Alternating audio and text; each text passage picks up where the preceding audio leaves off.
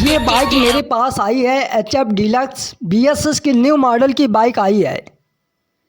इस बाइक में प्रॉब्लम क्या हो चुका है, जैसे इस बाइक को मैं स्टार्ट करता हूँ तो ये बाइक स्टार्ट नहीं होती है।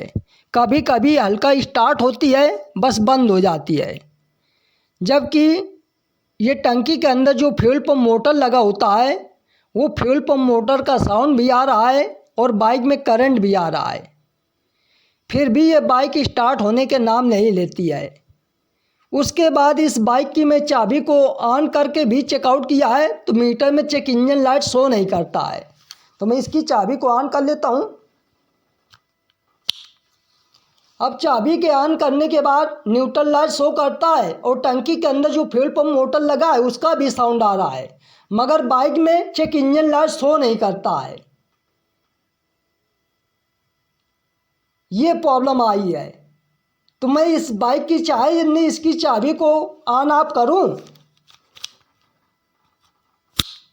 मगर चेक इंजन लाइट नहीं जलता है और फ्यूल पंप मोटर साउंड करता है।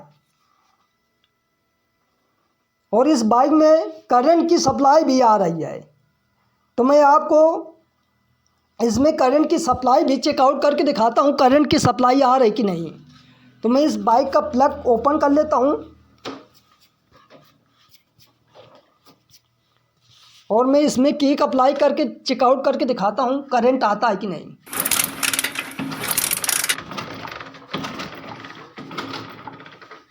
आप गौर करके देखें, करंट की सप्लाई प्रॉपर आ रही है, मगर बाइक स्टार्ट होने के नाम नहीं लेती है।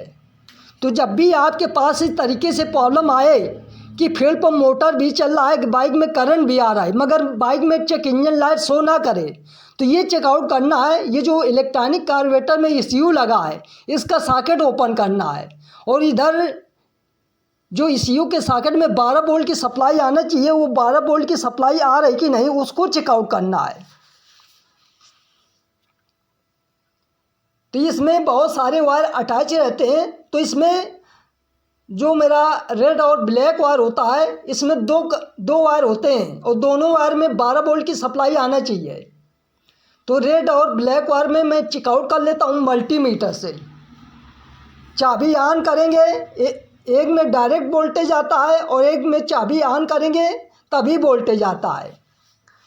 तो ये जो मेरा रेड और ब्लैक वायर होता है ये 7वें नंबर में वायर अटैच रहता है और एक तीसरे नंबर में वायर अटैच रहता है। तो ये इसमें मैं चेकआउट कर लेता हूँ रेड और ब्लैक वायर में 12 वोल्ट की सप्लाई आ रही कि नहीं, क्योंकि इस बाइक की बैटरी भी सही है, फ्यूज भी सही है। तो मैं इसमें मल्टीमीटर को 20 वोल्ट पे सेट कर लिया है और 20 वोल्ट पे सेट करने के बाद ये जो मेरा रेड और ब्लैक वायर होता है ये 7वें नंबर में वायर अटैच रहता है। तो इसमें इधर से गिन लेना है 1 2 3 4 5 6 7, ये 7वें नंबर में वायर अटैच रहता है। तो इसमें जो मल्टीमीटर का वायर होता है उसको वायर को रेड और ब्लैक वायर में अटैच करना है ECU के सॉकेट में, और इसकी चाबी ऑन होगी तभी इसमें वोल्टेज आएगा। तो मेरी चाबी ऑन है और एक मल्टीमीटर के इसकी बॉडी में कहीं भी अटैच कर लेना। तो इसमें 12 वोल्ट की सप्लाई नहीं आ रही है, जबकि इसका फ्यूज भी सही है, बैटरी भी सही है। तो इससे मालूम पड़ता है इसी की वजह से मेरा चेक इंजन लाइट शो नहीं करता है और इसी की वजह से ये गाड़ी स्टार्टिंग प्रॉब्लम करती है। तो मैं ये जो मेरा रेड और ब्लैक वायर होता है जिसमें वोल्टेज की सप्लाई नहीं आ रही है, तो इस वायर को मैं चेकआउट कर लेता हूँ क्यों वोल्टेज नहीं आता है, कि मेरा फ्यूज भी सही है और बैटरी भी सही है। तो इस वायर को मैं खींच कर देखता हूँ।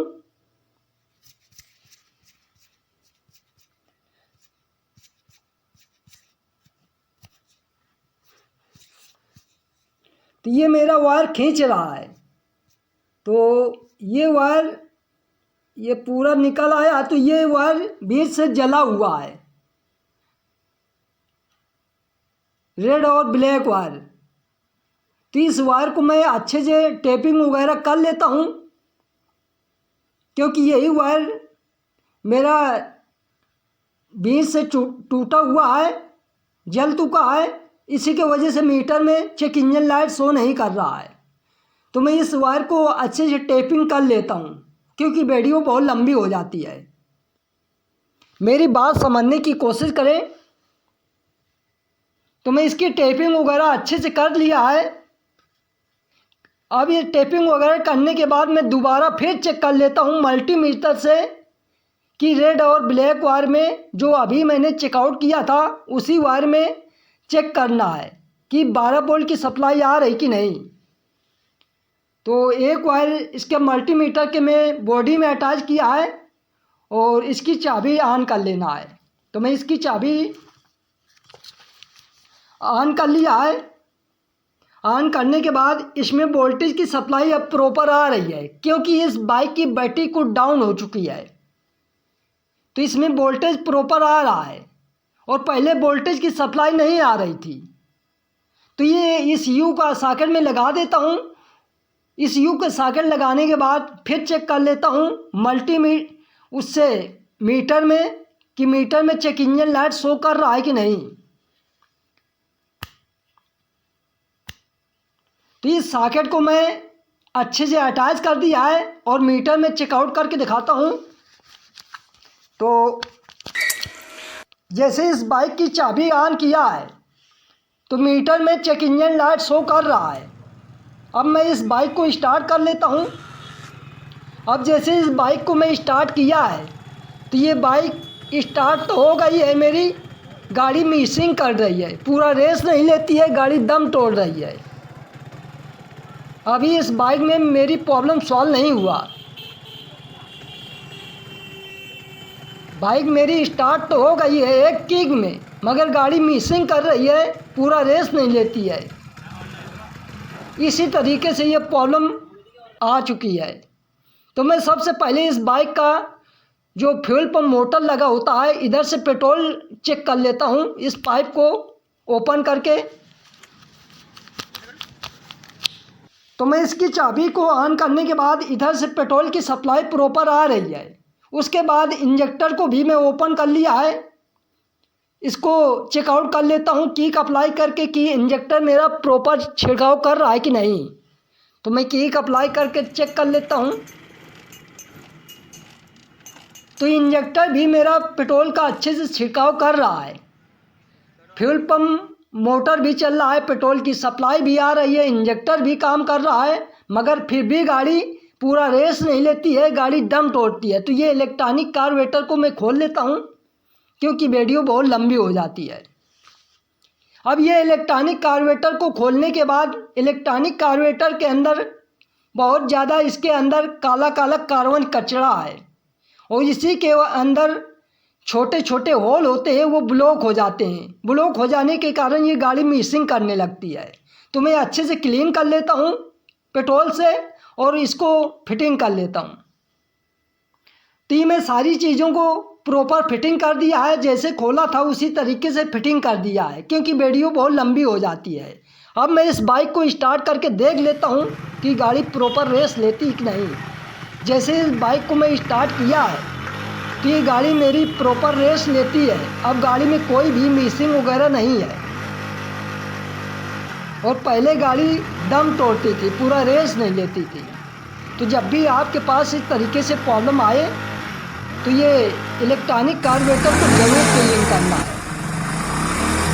और मीटर से चेक इंजन लाइट भी चली जाती है, अब गाड़ी में कोई भी प्रॉब्लम नहीं है।